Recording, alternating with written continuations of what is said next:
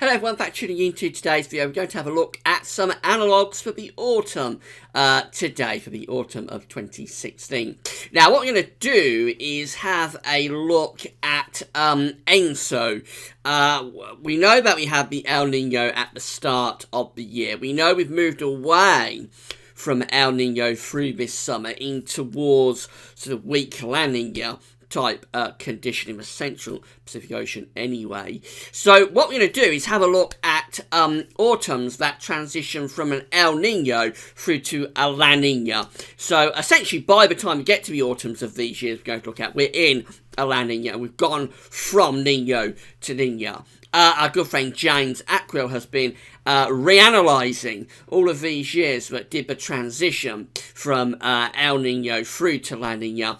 And we're going to have a look. James had a look. I'm going to show you the charts for those autumn weather patterns in terms of the reanalysis. We go right way back into the 1800s with this. So we've got quite a few years ago. I think there's 16 years back to 1886. That's the first year we'll be starting off with. 6 years that did this transition from El Nino early in the year to La Nina by the time we get through to the autumn.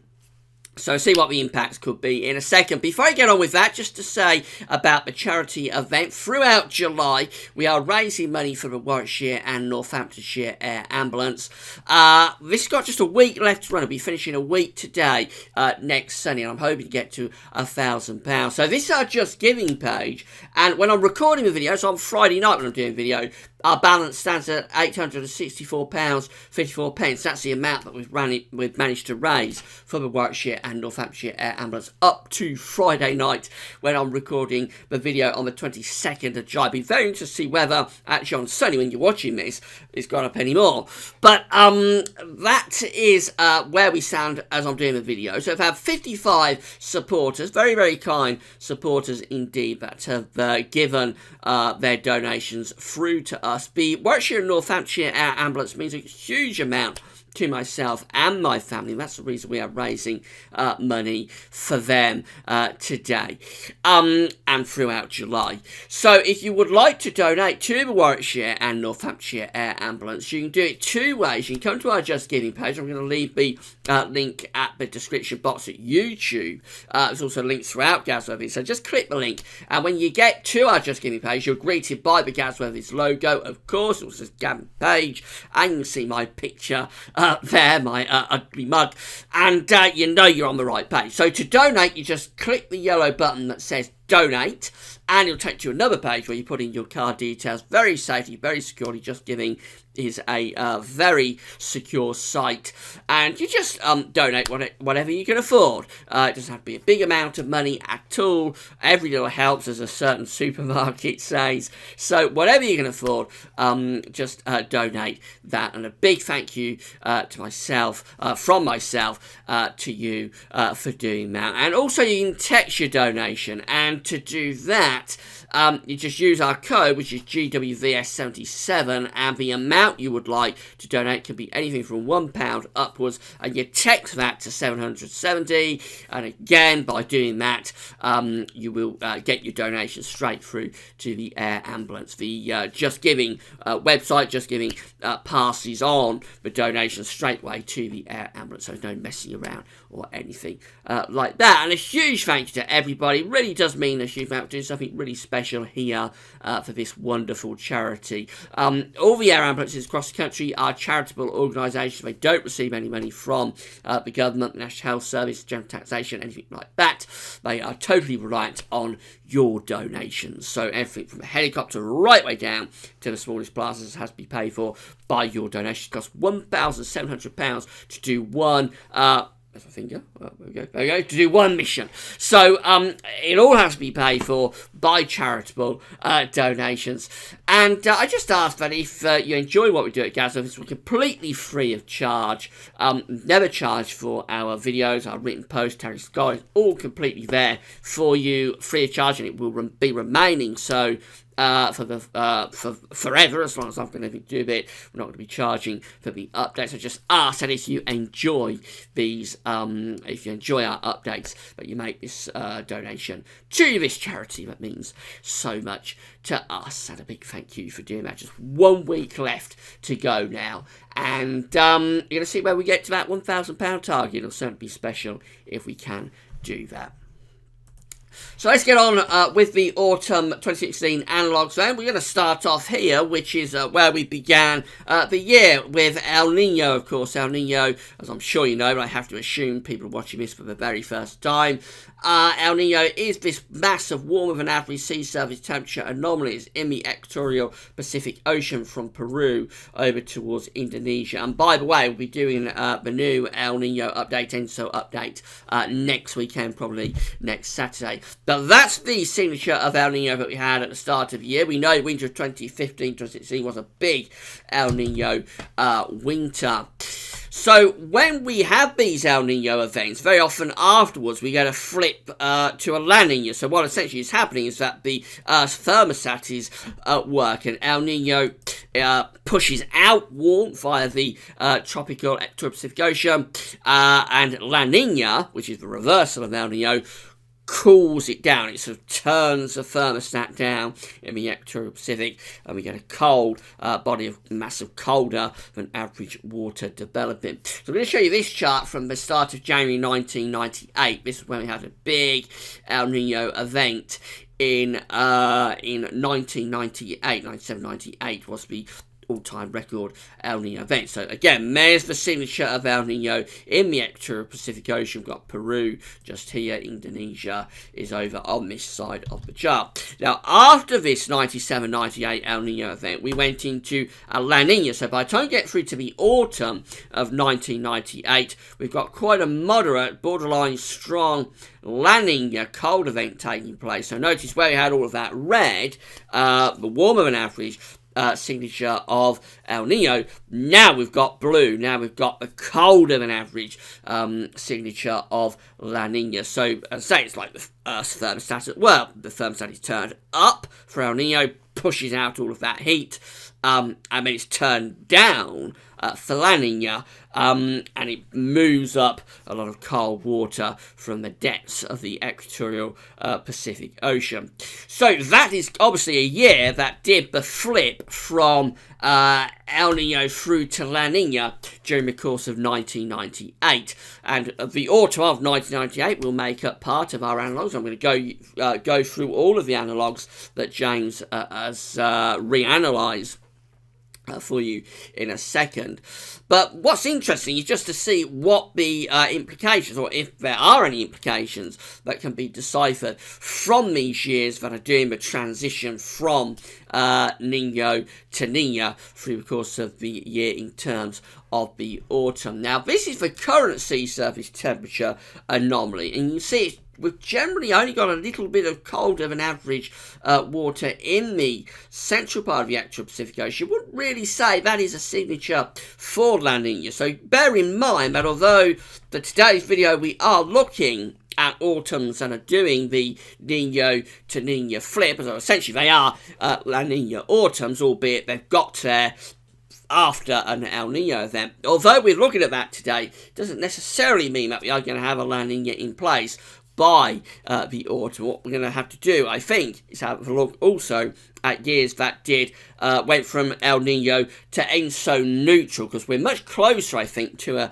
ENSO neutral type autumn at the moment. It may change, but at the moment we're much closer to an ENSO neutral type autumn compared to a La Nina autumn. I won't have time to do that in today's video, but James has had a look at those ENSO neutral years, and we'll have a look at that in a subsequent video, probably a couple of weeks today.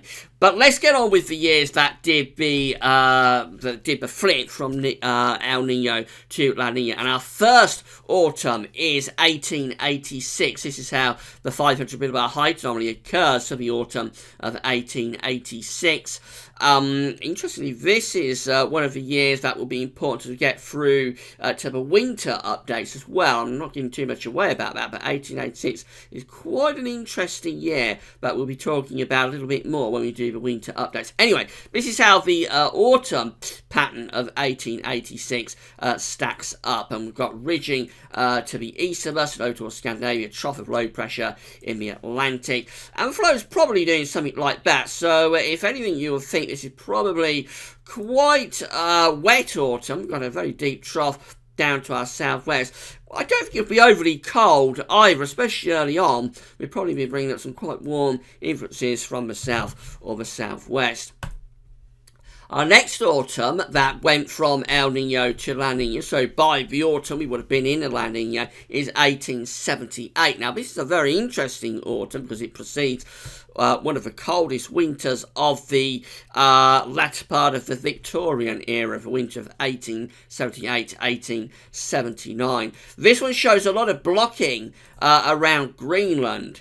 So very blocked scenario, and then I'm going to have to change the colour. Underneath it we have this deep trough around the west of Europe, and the flow of course is in from the north or the northeast with that, so quite a cold autumn in 1878. Almost certainly laying the groundwork for the severe winter that was to come. Next year is 1889. This one looks very, very settled. There's generally above average heights in the Atlantic, going towards Greenland, going over towards Scandinavia. I assume the winds are quite easy. This would have been quite an easterly type autumn with low pressure down to the south. I'm not sure what sort of temperature we had during this autumn. I imagine it would probably have been quite cool because there's a lot of anticyclonic influences at work with that one. Next autumn is 1903, and the reanalysis for that autumn. Again, we see quite a lot of above average heights around Green, so there may be some sort of trend at work here with these autumns that are sort of La Nina autumns following an El Nino.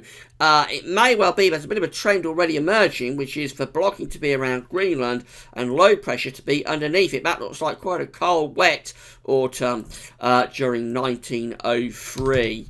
Having a look at the next autumn, which is 1906. This one places above average heights over Scandinavia, quite interestingly. So I assume again maybe quite an easterly type autumn in 1906. Probably a fair amount of dry weather as well, but I would have thought fairly cool and dry sums it up. 1915, look at this again. We've got a lot of above average heights to the north, centred around Greenland and Iceland. And then underneath it, we've got this deep trough around many western parts of Europe. So again, I assume this is quite a cold autumn that we have. I know November 1915 was very wet and also very cold, and November 1915 was one of the coldest Novembers of the 20th century. So again, we see that idea at play, that with a La Nina that's following from an El Nino during the autumn, probably quite a cold block signal, particularly to the north of the country. Next year is 1924. This one looks rather different. We've got really deep trough out to the west of the UK and a ridge across eastern parts of Europe. So this will be very wet, I think, and not overly cold. The flow will be doing something like that. I mean, going something like that. So I don't think this is overly cold, but it is very, very wet. I would think this trough in the Atlantic, really deep trough, would have thrown up copious amounts of rain.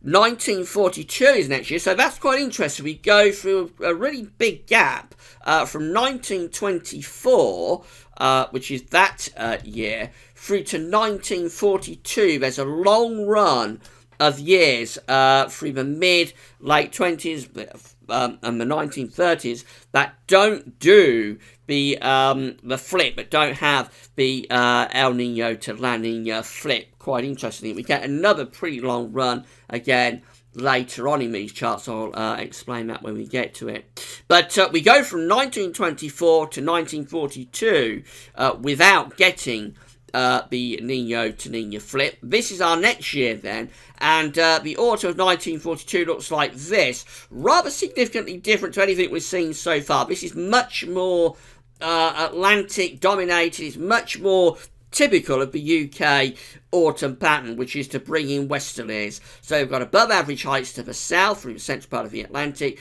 below average to the north, low pressure over Greenland and Iceland, and just a straightforward westerly, mild autumn, generally quite dry in the south, probably wet and windy in the north.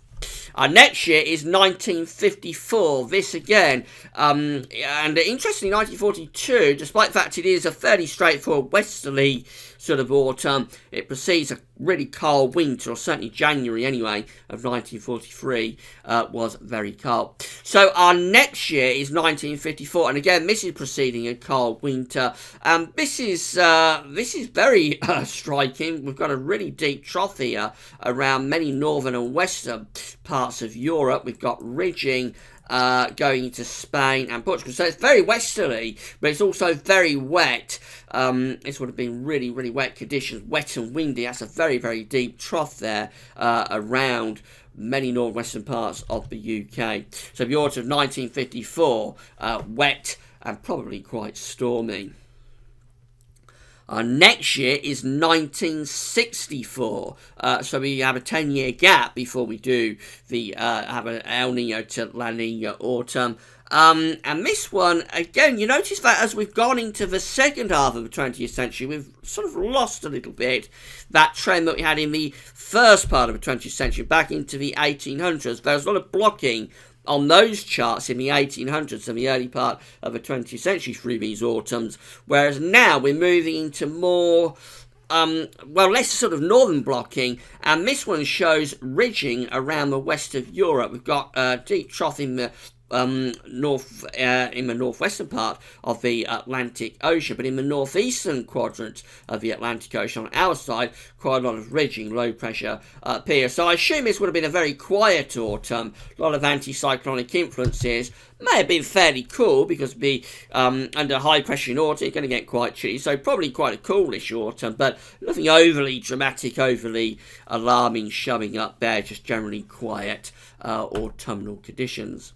Next year is 1970. The autumn of 1970 looks like this. We've got ridging down to the south, low pressure up to the north. So it is generally, again, quite a westerly themed autumn. Have got a little bit of blocking over green, but nothing like as strong as we saw in those charts through the early part of the 20th century and back into the 1800s.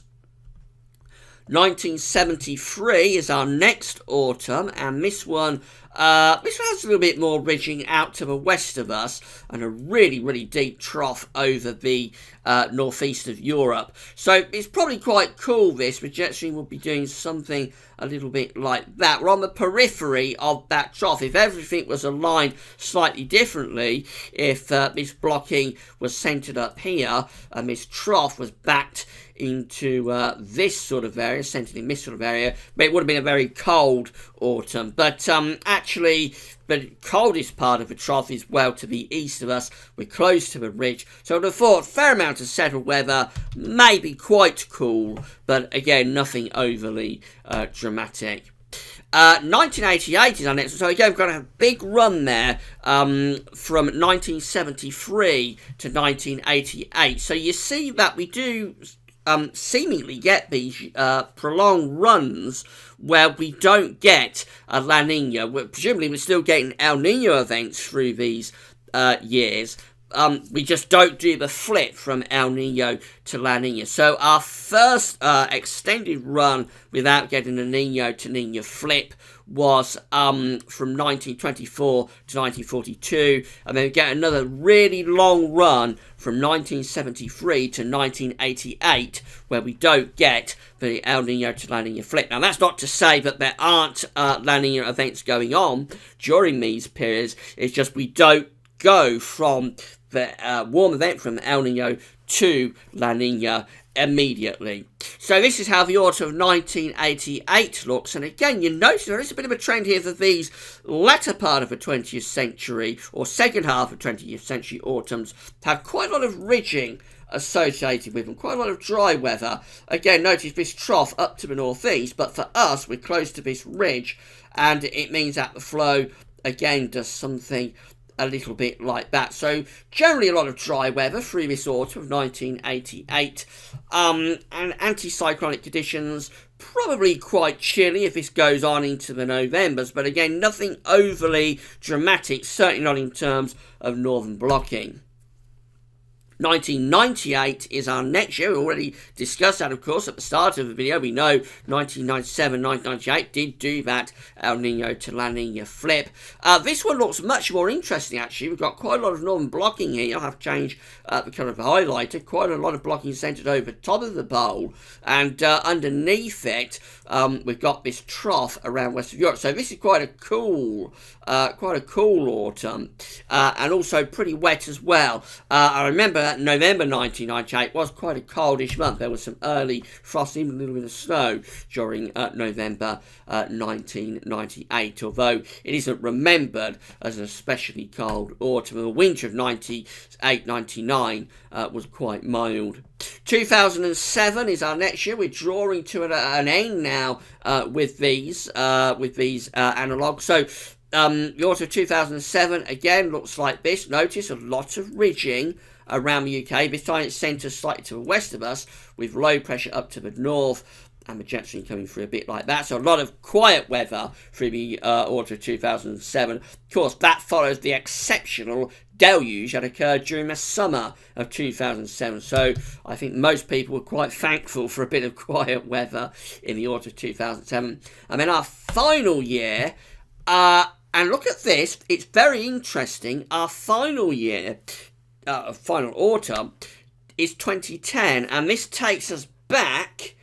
It takes us back to where we started, really, those earlier autumns through the early part of the 20th century, I mean back into the 1800s, with northern blocking. So we see all of this red here up over Greenland, and then there's deep troughiness over northwestern parts of Europe, and it means that the flow again does something like that. So again, you look at that and you assume it's quite a coolish autumn, which I think the autumn of 2010 was, and also you assume that it's laying the groundwork for what happened at the end of 2010. We had that really severely cold winter or December in 2010. You assume this is laying the groundwork in terms of the blocking and the trough underneath it that occurs in December 2010. Now, this is quite interesting because I think we've got a trend here for the first years that we start with. So in the 1800s through towards the first 2 or 3 decades of the 20th century, we do see that sort of pattern that we've got there in many of those autumns that are during the El Nino to La Nina flip. So they're La Nina autumns, but they've gone from El Nino to La Nina. We see that sort of pattern with a lot of northern blocking. But when we get through to the second half of the 20th century, we lose that quite a lot. And we know that's coinciding with a period of much more extensive solar activity through those latter years of the 20th century. And those autumns, the ridging is much further south. So it's across the UK, it's across western parts of Europe, if you like, isn't centred up over block. But then we get to 2010, which we know is around a period of exceptionally low solar activity, prolonged, extensive solar minimum, and that signal for northern blocking comes back in the autumn of 2010. So that is quite interesting how that worked out. But putting all these years together, what James has done is he's taken all the years that occur from where we started in the early 1800s, and he's put them all together to the years at 1942. So this is how the reanalysis looks like for all those combined years. Out of those years, there's 1, 2, 3, 4, 5, 6, 7, 8 of them. So for 8 autumns from 1886 to 1942, this is how it looks. It's a very blocked pattern, isn't it? A lot of northern blocking there, particularly centred around Greenland and also centred around Scandinavia, and then low pressure underneath it. You will think that's quite a cold autumn pattern, putting all of those years together. You would expect that to be quite cold autumns to be occurring there, and possibly quite wet at times in the south, but drier in the north. But if we look at the autumns that occurred in the second half of the 20th century and up to 2010, so we've got 1954, 1964, 1970, 1973, 1988, 1998, 2007, and 2010, which is 1, 2, 3, 4, 5, 6, 7, 8 of them. The pattern is different. The ridging is centred much closer to us. Look at that. Instead of being centred over Greenland, as we see in those earlier years, instead of the ridging being centred there, it's generally centred just to our west-southwest, and then we get this trough away to the east of us, which means that it's generally quite a settled signal these autumns. A lot of dry weather, I would have thought. Not overly warm, because that the way the ridge and the trough are aligning, it still means it could be quite cool at times, but it isn't the kind of cold autumn signal that we see in the earlier years, back in the 1800s, and then through those first decades of the 20th century. So, for a more modern autumn idea, you would say it's probably, if you've got a La Nina following an El Nino during the autumn, you would say it's probably quite a dry signal for the autumn. I think that comes out throughout all of these years. Probably quite a dry signal. But instead of the earlier years, which is a cold autumn signal, it's generally a milder autumn signal for those later years. The caveat being 2010, which takes us right way back to where we started in terms of these autumn patterns, and is a much colder signal. But that's in the depths of a very extended and prolonged solar minimum, so probably a bit of an outlier. So overall, I would say, if we've got a La Nina this autumn, it's probably a signal for a fairly dry autumn. Probably shouldn't have to worry too much about very wet conditions, famous last words. And it's probably a signal for fairly average type temperatures, albeit with the caveat that 2010 is rather different. So that's how the Nino to Nina autumns are looking. But what about the Nino to neutral autumns? Because we know this La Nina is having a real job to get itself going. It really is struggling. So our next endeavour, and this is going to be in a couple of weeks' time, is going to look at the El Nino to neutral, and so neutral autumns, and see how they are stacking up. Right, how long have we gone on for? I think it's gone on for quite a long time. 27 minutes, been a fairly long one. I hope you stuck with it and found it interesting and informative. A lot to digest there. And remember, this is all helping to build up the picture for the autumn forecast. What we're going to do next week is the second model update. We're going to have a look at all the seasonal models next Sunday. Then we'll have a look at more analogues after that. We'll do a final model update towards the end of August, and then right at the very end of the month, the last Sunday of August, we're going to have a look, or we're going to do the autumn 2016 forecast. So these analogues and the model updates are all going to be combined together in the end to try to come up with a forecast for the autumn of 2016, which will be released at the end of August. Right, that's all for now. Hope you found the video interesting. Thanks for watching.